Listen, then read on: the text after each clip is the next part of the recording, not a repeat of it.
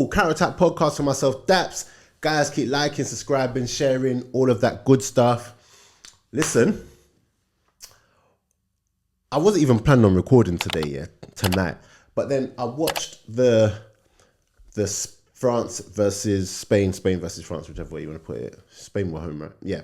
I watched Spain versus France, and I was just like, I finished watching that game, and I was just saying, I need to record today. Because what I've just witnessed is just real football back in terms of entertainment value. You had good attacking, bad attacking, good defending, bad defending. You had the amount of talent on that pitch today was crazy. So we had, let's just say, just throwing out names: Mbappe, Dembele, Barcola, Doué. You got Pedri. You got Yamal. Yeah, you got Yamal. You've got Williams. You've got Marina. I just say that because he's Arsenal, but Zubimendi. Like, there's just so many good players on show, and I can't remember the last time where I watched a match with all of that talent, and it lived up. The match lived up to it as well, in terms of outside of the Champions League. But yeah, it was just such a good game, man, and for it to finish 5-4 when at one point it looked like France were just getting the hell out of it in terms of getting battered by Spain. It was just a great advert for international football and for football on a whole. And I think the player that I'm gonna highlight from that match, obviously, look, Yamal did his thing. Nico Williams did his thing, and we know about these players. But I think the player that really announced himself today to a lot of people was Shirky. This has been a season where he's basically come to the forefront in terms of being on people's radar. And I'm not sure, I think today might have been Shirky's first game for the senior team. I might be mistaken, but either way, a lot of people will look at him and think, oh, because yes, the goal he scored was crazy. It was a crazy goal. From the first touch, finish, bang, crazy. But I think what I was most impressed with was just his overall creativity. Like, he got on the ball and he was on for like maybe 20, 25 minutes. And in that time, it'll be interesting to see how many chances he created, because he was involved in everything and he legit changed the game to the point where from 5-1 down, they were almost at 5-5. And I so badly wanted them to score again, because I needed extra time. Another 30 minutes of that would have been excellent. Would have been, yes, all of that for me. Thank you. But Turkey, yeah, what's good about him is that he's equally as good with his right and his left. I feel like I actually don't know what his stronger foot is, because I saw somewhere that he's left-footed, but then when I'm seeing him taking free kicks and stuff, he takes it with his right foot, and then he whacked the goal in with his left. So I actually don't know what his stronger foot is, and the way he manipulates the ball, he's got that little drag back, quick feet, and he's always looking forward, always looking to make something happen, and you can just see it like going on in his head, and you know what? It's looking like Man City have got a good buy on their hands. And it's interesting, just like, he's 30 million. It costs 30 million. And normally when you see a talent like that, you're definitely paying upwards of 50 M's for a player like that. And I'm just wondering why it was only 50 million. I mean, why he only cost 30 million, sorry.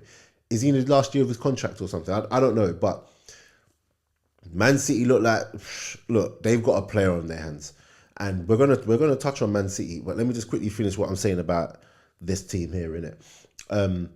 But yeah, I think watching him, I was literally just thinking, oh, what a player! Tech, he's got, and he's what, 21 or something like that. Listen. Not Spain. France have a player on their hands for the next 6-7 years at least, if he can play at the highest level and can stay fit. Yeah, he changed the game, and it was just a really, really good advert for the sport. So obviously now in the final, it's going to be Spain versus Portugal. Ronaldo still notching. So that's going to be a good game, and I'm actually going to lock in for it. But yeah, onto onto Man City, because obviously I was talking about Turkey. Man City are not playing games. Pep saw what happened to them this season and said, "We're not doing that again. The rebuild is going to be instantaneous." So he's already bought however many players in Jan. So we got Kusanov. Who's the centre midfielder? Is it Gomez? Oh, whoever it was. And there was one more player but I've forgotten. But he said, you think last year is going to happen again?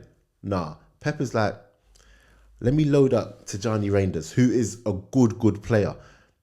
Let me load up Cherki, who I've just been speaking about Cherki. Now, 8 Nori, yeah. I don't think people realize how good of a player he is. I didn't see the City move coming in. I thought that him, with all of his flair and the way he plays the game, I was sure he was going to go abroad. I did not see this move coming, but it makes sense. It makes perfect sense to the way that Pep wants his team to play, to the way Pep wants his left back, or like fullbacks to play. So yeah, like Man City are not playing any games whatsoever. They're literally saying, "Oh, we're coming straight back. We had a season off, but we're coming straight back." So fair play to them, man. And it's going to be difficult because you're seeing even Liverpool. Liverpool are active. Man United are active. Do you get what I'm saying? On Liverpool though, I've seen somewhere Luis Diaz talking about, his current contract situation and that he's talking to clubs, which is normal at this time of year. Which I don't know if people come out and just say we're talking to clubs when they're already contracted to like a Liverpool. Do you get what I'm saying? For him to say that, I don't know what's going on. Maybe he's angling for that new contract, because I'm hearing his new contract, he's only on 55k a week. I know that sounds crazy only, but do you know what I'm saying? In terms of what you see other people getting paid, other starters at these top clubs, he definitely needs to be in the hundreds. Do you know what I'm saying? But yeah, it was just interesting to hear him say that. And, maybe it's just him trying to get the new contract, or, just make it happen quicker. I don't know. But I can't see him leaving, to be honest. I can't see him leaving in this window. No, definitely not. But Man United, listen, I was wondering, like everyone else, obviously Cunha looks like he's going to go to Manchester United. But when I saw Brian Mbeumo going as well, and apparently he rejected Newcastle, Arsenal were interested, I was like, why would you go to United? But then I saw that apparently they offered him 250k a week. Now, Brian Mbeumo hearing 250k a week, it's a no-brainer. Go there. And the thing about United are at that stage now where we're not talking about their pulling power like that anymore. United are at the stage where they have to just, in order to get the players in, because of how bad they've been, they have to just offer crazy wages. Now, for United's sake, they got to hope that it pays off, obviously. They got to hope that these players come in and do the job required. Or else they'll be in deep trouble. But Brandon Mbeumo, Cunha, they are very, very good buys right now. I'm not even trying to be funny with that. Like, very, very, very, very, very good buys. So, yeah, I was just wondering why he was going there, but it makes perfect sense. Do you know what I mean? And Brentford look like, they've been preparing for this exit. Obviously, they're trying to get as much money as possible. Apparently, it's gone up by 10 mil in the last week or so, in terms of what they're asking for him. But yeah, what else are we talking about? I was talking to someone online about the whole Arsenal, taking long to sign players and everything. And I said, this is why I don't get involved in transfer talk. I don't get involved in who Arsenal are signing until the end of the transfer window. I just see where everyone is at. Because no matter what I say, no matter who I want, Arsenal are going to do their thing. The club are going to do their thing. Who they get is not swayed on my opinion or whatever. So I just always wait until, the transfer window closes to see, okay, where's everyone at? And I just hope that they've done good business. Unfortunately, it's very rare that Arsenal have a window where it's all been good and everyone's totally happy. So, yeah, it's a bit annoying when you do look at, other teams strengthening so early on, getting them ready for pre-season and stuff like that, and then you see like your team just meandering along. Sorry, meandering along. But listen, I can't afford to get involved in that. But let me see what else I've got on my list quickly. Let me see. Just gonna search. Right. Oh yeah, Bruno Fernandes is staying.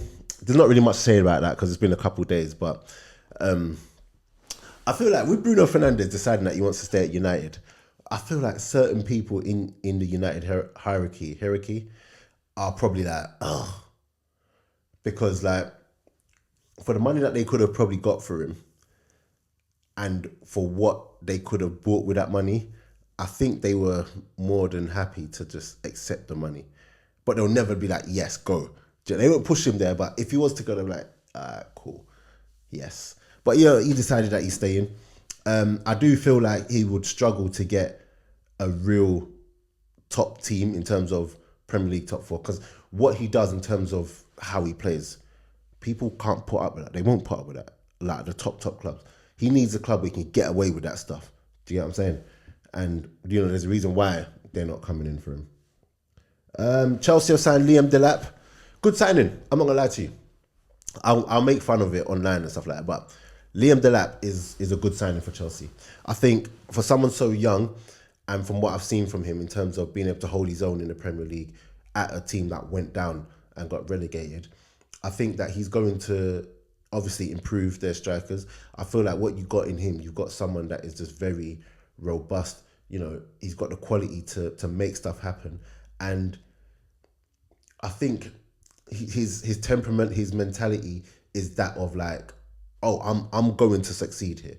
Do you get what I'm saying? I think sometimes, like with Jackson, you see that his confidence goes down a bit, or goes down a lot at different moments throughout a season. Whereas Liam Delap, no matter what, he's right at it, and he's got, like I said, he's got the quality that is needed in those moments that Chelsea need. Because Jackson, as much as he can be good on his day, there's a lack of quality there that is yet to either be developed or that just won't be there.